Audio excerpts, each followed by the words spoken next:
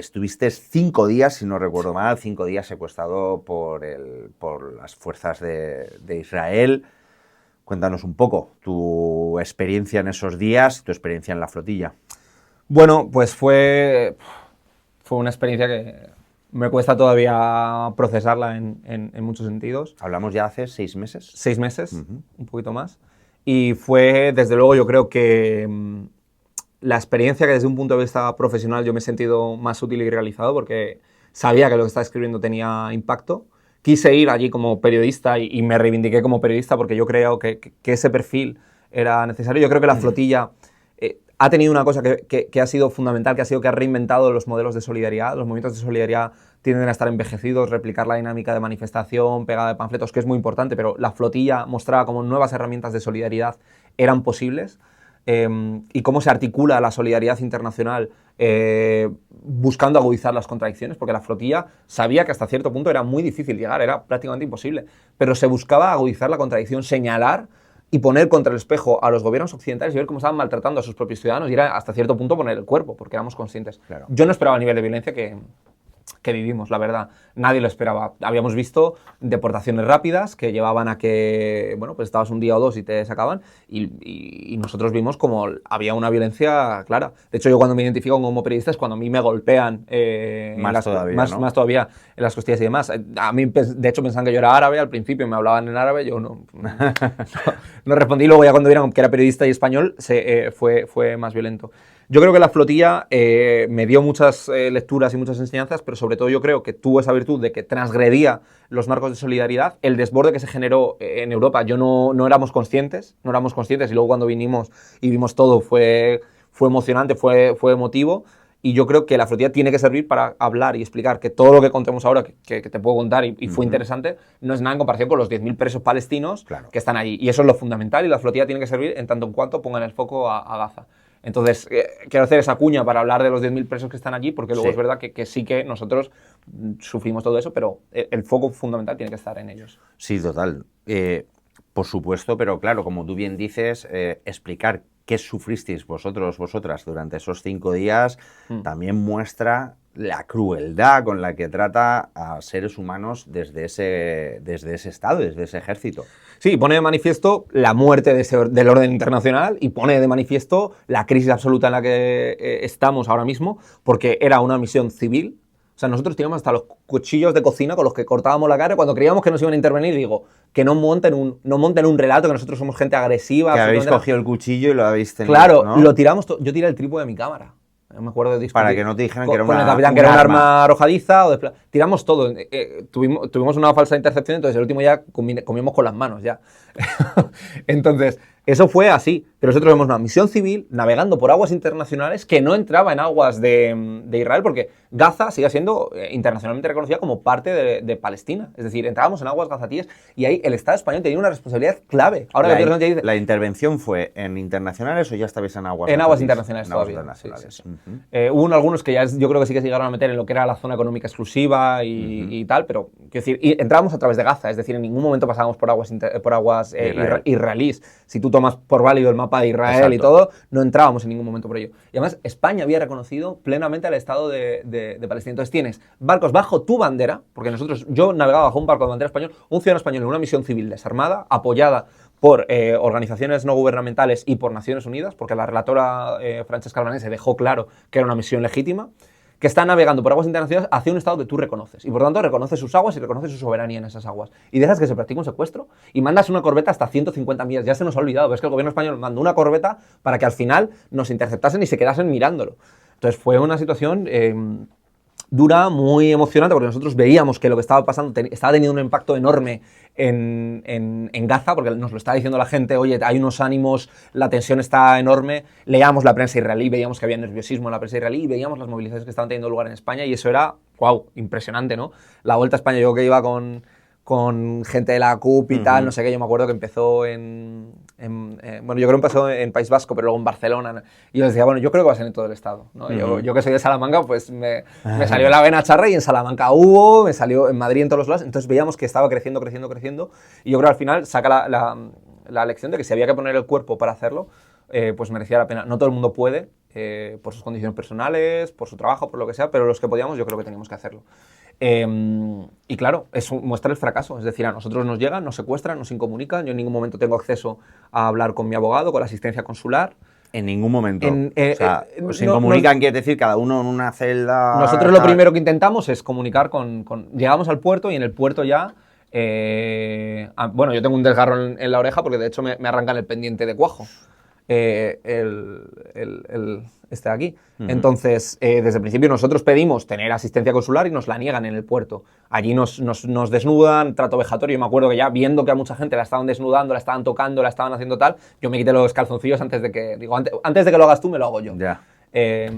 Pero buscaban humillar durante todo el momento, anularte como ser humano, buscar ese arrepentimiento en ti, siempre intentando evitar un uso explícito de la violencia muy fuerte para que luego tú no pudieses convertirte en un mártir. Lo usaban, ¿no? Es decir, nos golpeaban, hicieron fisuras en las costillas, negaron medicamento que generó patologías graves a algunas personas, pero evitaban ese uso de la violencia explícita, o si te golpeaban con paños o demás, para evitar dejar marcas. Pero hacían todo lo que hemos oído muchas veces que hacía la Gestapo, ¿no? Efectivamente, si es que eran profesionales en ello, es decir, tenían un protocolo, nosotros llegamos, cuento una anécdota que es súper representativa. En el puerto nos habían negado la asistencia consular, nos meten en un autobús con los ojos tapados y las manos con bridas, en la parte trasera. Y entramos así en el autobús, nos meten a todos y ponen el aire acondicionado a tope y nos dejan allí durante varias horas. Y nos dan una vuelta hasta ir al desierto del Negev porque nos llevan a la cárcel de Keizot, que se cierran los acuerdos de paz de Oslo, porque era un centro de tortura. Es el centro más grande. En los años 80, 1 de cada 50 varones palestinos estuvo allí. Es decir, es un centro del terror. Yeah. Lo reabrieron después de los acuerdos de Oslo porque les dio igual, como les ha dado igual todo, y nos llevaron a ese centro de máxima reclusión para terroristas porque querían alimentar su relato interno de que éramos terroristas. Nos ha ganado los 5 días porque saben que no éramos terroristas. Si tuviesen un solo vínculo probado de que yo, cuando he estado cubriendo en el Líbano, habría ido a otra cosa, me habría quedado allí, ¿no? Pero aún así, intentaron crear ese marco, nos llevaron allí y nos trataron como yo. Y me acuerdo de llegar después del autobús amordazados y demás, nos quitamos entre nosotros las vendas uno a uno en el nos metieron en una jaula de animales como las que tenía el Daesh, que era una jaula así al aire libre, con las 4 paredes descubiertas, y nos metieron allá todos. Y ahí estábamos esperando a saber qué pasaba. Yo no era de los alarmistas que creía que me iban a matar. Yo controlaba bastante los nervios, también por mi profesión y demás, pero había gente que estaba muy nerviosa. Y yo me acuerdo de estar y que en un momento llaman al hijo de Mandela. Entonces, no sé qué, Mandela. Y ves que sale el hijo de Mandela a una prisión israelí. Y dices, o sea, el hijo del luchador contra la apartheid siendo llamado. Entonces, eso fue un momento de subidón en el que estábamos todos acojonados.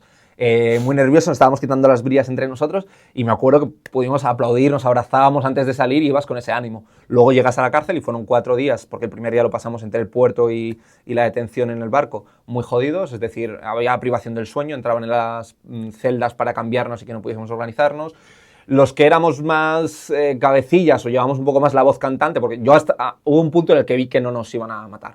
O que no nos iban o sea, que machacar. Hubo momentos en los que... El momento de mayor shock que yo tuve, uno de los que más, es cuando se da la intercepción y hay un momento en el que, después de una de las primeras protestas que estábamos pidiendo insulina para una de las celdas, hace poco me estaba releyendo la crónica, entonces me acuerdo, entran con la esta y te apuntan con el puntero láser, que no hay ninguna necesidad porque ellos pueden, pero te apuntan con el puntero para que tú veas que tienes una luz roja o verde en el pecho, y yo me acuerdo que me deslumbró en los ojos y cuando hago así veo que tengo un puntero láser de esto que te mueves y ves que en la cabeza, digo, hostia.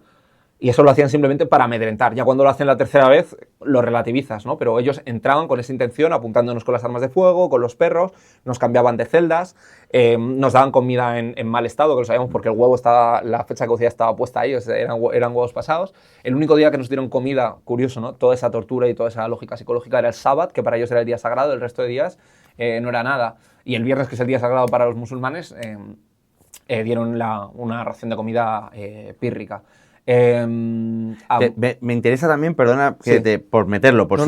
si te acuerdas de alguna anécdota, porque me ha llamado mucho la atención de que te machacaran más todavía cuando eras periodista. Sí. No sé si durante los 4 días en la prisión también el hecho de ser periodista te supuso algún ataque extra. Yo lo vi claramente identificado en el momento en el que yo me identifico como periodista en el puerto, es decir, después de retenernos en el barco, llevan a cabo la operación que tomó varias horas, mi barco es el tercero o cuarto en ser interceptado.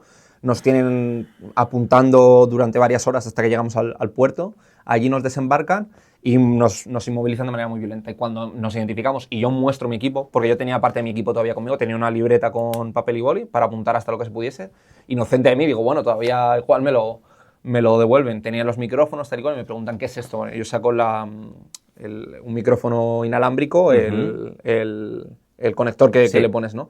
¿Qué es esto? Se pensaban que era un micrófono. Bueno, lo investigaron mucho tiempo y dije, mira, es que soy periodista. Y en ese momento me reducen de las dos manos, me ponen completamente contra el suelo y ahí es cuando me dan un golpe en las estas. Y en la prisión yo noté que teníamos un trato peor, o algo peor, diría que los españoles en general, porque fuimos una de las últimas naciones en ser repatriadas, los malayos y los italianos, porque veían negociación bilateral con sus gobiernos. Se va muy pronto. Meloni apretó porque tenía la calle en Italia encendida. Entonces yo sí que noté que en ciertos momentos, cuando tú te identificabas como español, podían tenerlo, pero luego en la cárcel éramos tantos que se diluyó un poco. Pero claramente cuando había ese conocimiento individual de que eras periodista, había ese odio, ese rencor, me confiscaron el equipo, el carnet, todo. Sí, sí. Erais los ojos al mundo, ¿no? Efectivamente. Y Israel tiene que tapar esos ojos. Efectivamente.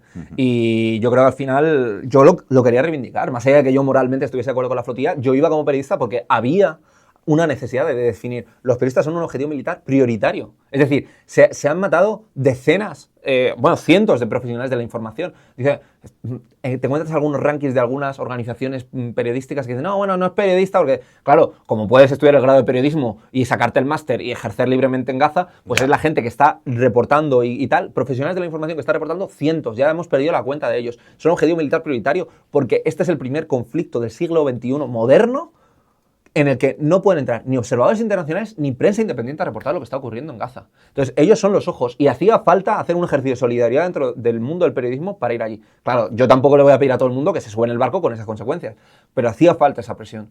Y